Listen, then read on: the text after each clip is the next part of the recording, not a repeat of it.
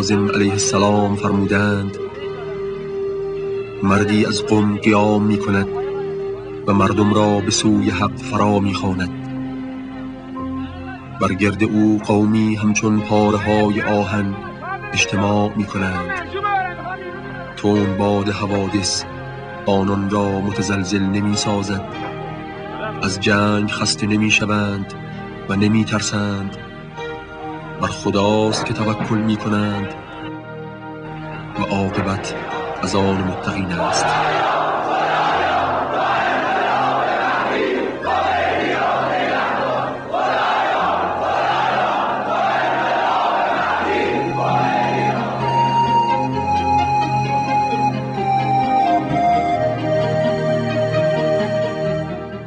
قوانین اسلام و قانون اساسی اسلام باید به دست اشخاصی که یه مقدار لااقل اسلام را بدونن، یعنی چه؟ علاقه داشته باشن به اسلام، دشمن نباشن با اسلام. به دست اون اشخاصی که اسلام را اصلش مخالف با طریقه های خودشون میدونن، بلکه مخالف با تمدن به اصطلاح اونها میدونن. البته اون تمدنی که اونها میگن مثل تمدن شاه هست دیگه، در بازی تمدن اون. این مقدرات را دست اینها ندند. ملت ما مقدراتشون را دست این اشخاصی که به اصطلاح خودشون روشن فکر، نه روشن فکری، روشن فکرها بسیارشون خوبن، اونایی که علاقه به اسلام ندارند، اینا هم از گفتار و اعمال سابق و لاحقشون معلوم میشد که اینا چی هستند. در تمام این مدتی که همه این ملت فریاد میکردند جمهوری اسلامی، این بیچاره ها برای تقیه هم یه دفعه نگفتن جمهوری اسلامی. اینا از اسم اسلام همچه میترسن که شیطان از بسم الله میترسن اینا. و حق هم دارن بترسن، برای اینکه اسلام جلو شهوات را میگیرن. اسلام نمیگذارد که لخت برن توی این دریاها شنا کنن، پوستشون را میکنن.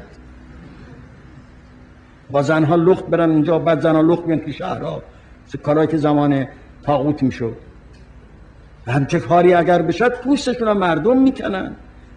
مسلمانن مردم، نمیذارن زنها و مردها با هم داخل هم بشند و تو دریا بریزند و به جان هم بیفتند. تمدن اینا این است.